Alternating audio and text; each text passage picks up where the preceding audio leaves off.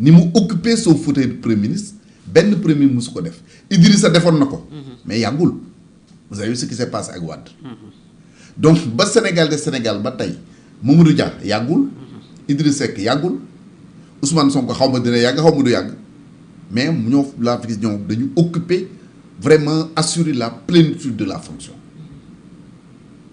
mais su fekkoon ni président daf ko bëggoon dooleel daf ko jox pouvoir yu ñeneen ñi amul par exemple. waxoon na fi PM super fort. waaw mais super fort ba la après lan conséquence bi lan la.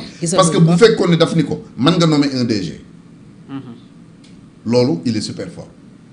man nga même présider conseil des ministres tu es super fort mën nga tànn sa gouvernement tu es super fort ainsi de suite mais loolu de mënu ci daal c'est des pouvoirs du président de la République. moom nee na sax moom mooy il fait partie des PM les plus faibles parce que am na yu mu moom laa la wax nii avant la ñuy réorganiser waat affaire yi. ma nga décret de répartition yóbbu nañ ko présidence. moom nag mais il est comptable du bilan aussi. absolument et yëf yi doxul. non il est comptable. te yëf yi doxul. parce que toog fi naan woy président jox ma woon lii jox ma woon leneen loolu du wax. Sénégalais duñ ko dégg de. duñ ko dégg. oui. mais dama ne la ñaari appui la am. benn bi mooy sa base politique. bi ci des mooy le sentiment du Sénégalais. Sénégalais ku ñu mës a jàpp ne dañ la néewal doole rek ànd nañu ak yow. rappelle-toi yàggul. ensuite Pastef en tant que parti dañu jàngul histoire du Sénégal jàngatuñ ko. bi Moustapha Niasse quitté PS les jours woof mënul dara Djibo Ka génn mënul dara Abdou Diouf daanu. PDS bi ñë fa génn ñëpp génne Idrissa Seck dem Macky Sall dem Aminata Tall dem ainsi de suite mais loolu du dara dañu daanu Macky Sall bu toogatoon fii te ñenn ñoo nga xam dañu ànd ak moom aussi bàyyi ko dem il aurait subi le même sort kon ñoom ñii dañu war a xam ni nekk ci équipe buy gagné. dégg bu baax li ma wax. nekk ci équipe buy gagné donte remplaçant nga sax. moo gën dem sa yoonu bopp daanu xam nga Coupe d'Afrique ba li ñu jëloon 2022.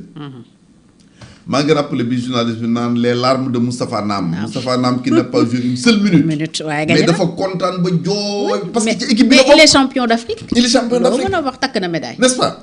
il est champion d'Afrique. ñii tamit ànd ci équipe. lu mu dee xamante ngeen. am na fu ngeen jaar am na lu ngeen bokk ngeen ànd ci conserver le pouvoir liggéey pour ce pays là.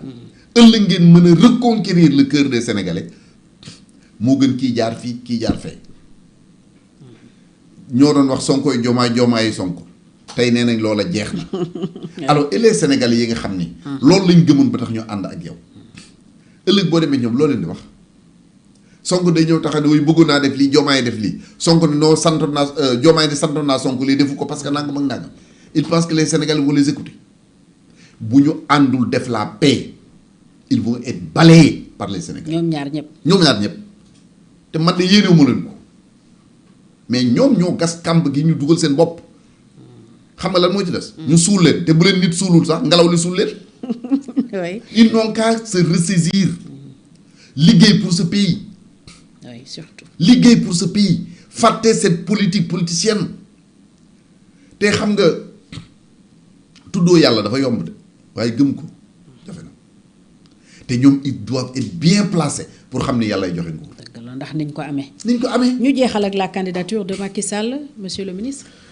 lan mooy chance Macky Sall tey ak ni ci régime bi taxawee noo ko gisee li ci Cheikh Niang wax dégg nañ ko bind na leet kenn tontu ko Burundi moo parrainé finalement sa candidature.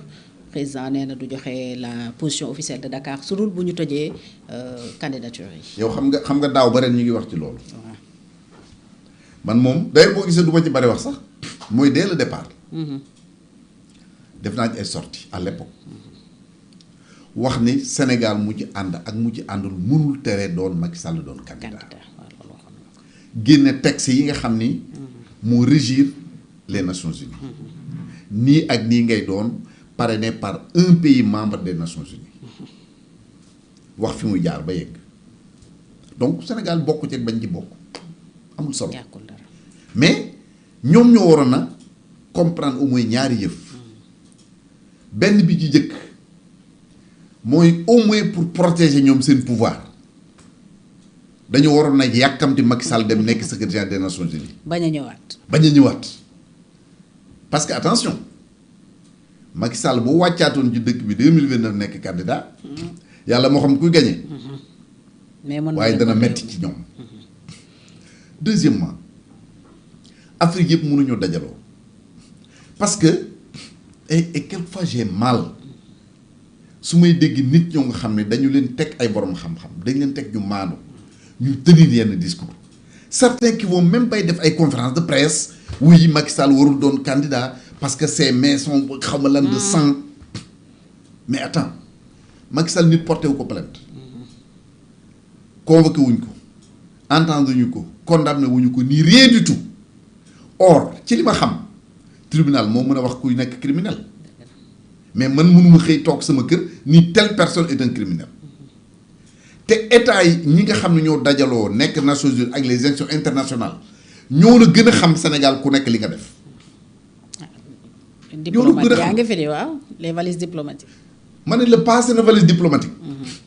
xam nga valise diplomatique sax c'est officiel connu mais il y a d'autres créneaux yoo nga xam ni ñoo la gën a xam téeméer yoon di xew bu ñu xamoon un seul instant que Macky Sall def na lu ñu koy reprocher le monde entier du ñu dajaloo def ko candidat parce que le candidat de l'Afrique l'Europe va le soutenir. le monde arabe va le soutenir en dehors de l'Afrique. oui l'Europe va le soutenir le monde arabe va le soutenir su amee ñu dul ànd ak moom xëy na ce sera du côté de l'Asie peut-être. et foofu même ñu ne am na fa ay soutien. mais bien sûr c'est que amu fa unanimité. oui mais am na fa ay soutien. du côté de l'Amérique latine également amu fa unanimité mais am na fa ay soutien. donc qu'il passe ou qu'il ne passe pas dama leen yàgg a wax ni Macky Sall du nit koy làmbatu. waaw loolu waxoon nga ko. waaw su ko leerul woon du bokk. du ci bokk. du dugg gis nga Macky. bu bi nga fii mujjee sax loolu nga. wax naa la ko fii oui da nga ne Macky su bokkee rek c'est que am na ay garantie. que day jàll. que day jàll. Macky même bu élection di jot da ngeen di toog dëkk bu ne da lay jox résultat yi. ay 1% 0,1% lay mooy donc. on se rappelle des statistiques yi bu nu mais bien sûr yàlla na ko yàlla bien yërëm sûr joxe woon c'était exactement. alors li ci des mooy les résultats yi ñu am. il a le profil de l'emploi xam nga soxna si yàlla mooy seet li ko neex ci doomu aadama. mu def ko ci. yàlla moo sàkk Sénégal ku ñuy wax Abdou Diouf mu am 25 ans nekk gouverneur am 35 ans nekk premier ministre am na fu mu jaar avant loolu doon na ministre ainsi de suite te gëm yàlla moo ko jox li ko am parce que bi événement 62 yi amee entre Senghor et Mamadou Dia tous les gouverneurs bind ay message booba message melul nii da ngay def télégramme yóbbu ko poste di ko envoyé Dakar pour war ne ñi ngi soutenir ñëpp bind message soutenir président Mamadou Dia matul 2 heures 3 heures de temps carte gi soppeeku parce que dañ jëkku ni jàjjal na pouvoir bi Senghor def benn déclaration boo nga xam ni ñi ngi ko passé à partir du Cap des Biches lañ ko jaarale relayer ko par rajo Sénégal mu naan sénégalais l'heure est grave gars yi ne kon ndeke Senghor jël na pouvoir bi tous les gouverneurs daw récupérer gi seen télégramme yi ñu envoyé di féliciter Mamadou Dia Abdou Diouf ni du ma retirer sama félicitation parce que d'abord c'est ma conviction Mamadou Dia est chef du gouvernement et chef de l'administration moi je dépends de cette administration là c'est lui mon patron direct donc gëm yàlla googu moo ko jëlee gouverneur mu am fu mu jaar ministre du plan sur la secrétaire. C'était une preuve de loyauté pour Senghor et de courage comme ni ñu ko nettalee ba nekk président de la République premier ministre à 35 ans président à 45 ans jóg bi dem OIF ba yàlla noppal ko mu ñëw toog yàlla moo ko def bind noonu yàlla moo bind keneen ku ñuy wax Macky Sall mu am dans ce pays parcours bu doomu aadama musuta am c'est ça la réalité donc mbër mu yàlla samp boo ko galgalee say tànkay damm rawatina ba nga xam ne yow mënoo ko sax jot donc am na ay propos yoo nga xam ne dafa rafetul sax nit di ko tëne d'autant plus que yow li ngay wax xamoo ci dara mënuloo nekkoon da nga ne intellectuel nga kilifa nga bëgg a jël nit yow xam nga gis nga temps yëpp ñu jàpp ay nit ci ay beaucoup de trucs mais à chaque fois on est présumé coupable yow koo nga xam ne jàppuñu ko nga ni c'est un criminel yow buñ la porté plainte léegi dañu war a tëj.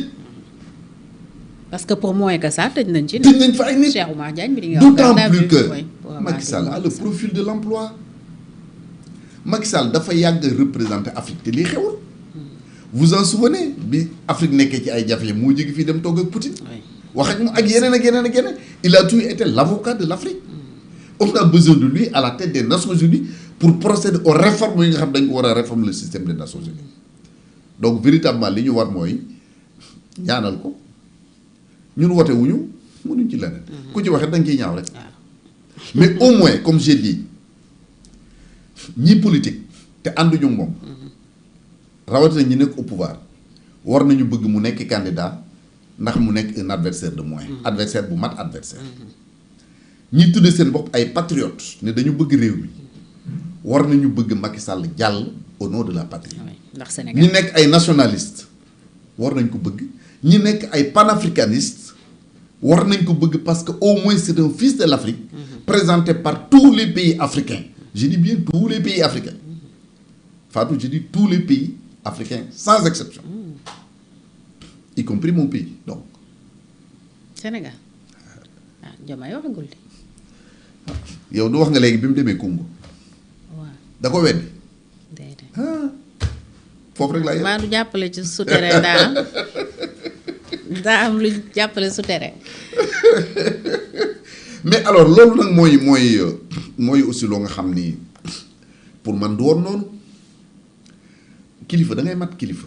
ñeme li ngay def. ñeme li ngay def te mat kilifa mi ngi tàmbalee ca tu fais preuve de dépassement président Abdoulaye Wade.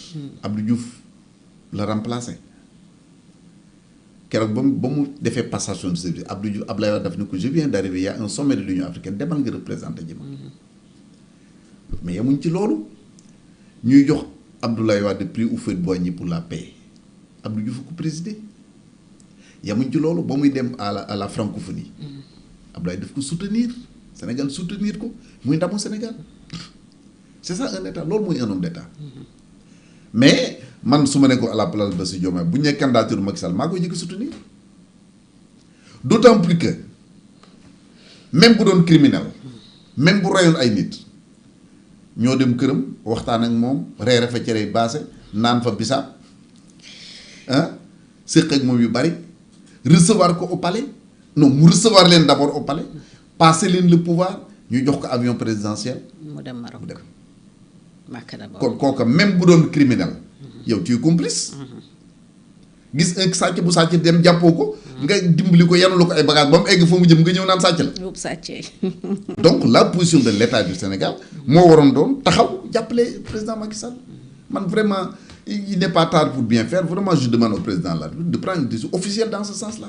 te bañ a xaar je comprends maintenant ku mel ni comme je le dis ku mel ni Ousmane Sonko. je comprends que mu bañ ci ànd moom. parce que comme ni ma la wax il gère sa base politique. te base politique am xam nañu ses positions. mais que il gère un État. il gère l'État. c'est le président de la République. absolument merci monsieur le ministre foofu la ñuy jeexalee di la gërëm bu baax.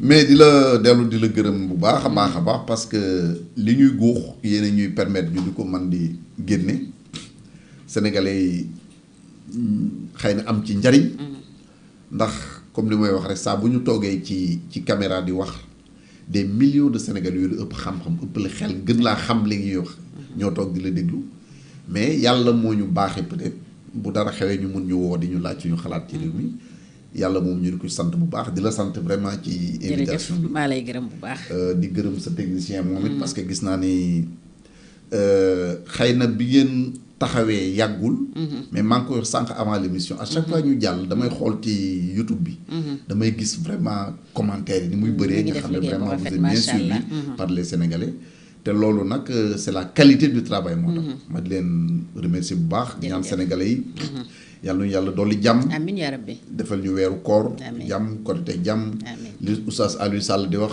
def may ñu lu def ci suñuy poche. def ci poche yi dara def ci poche yi dara. c'est important baax na ci c'est baax na ci yàlla na yàlla dolli sutura.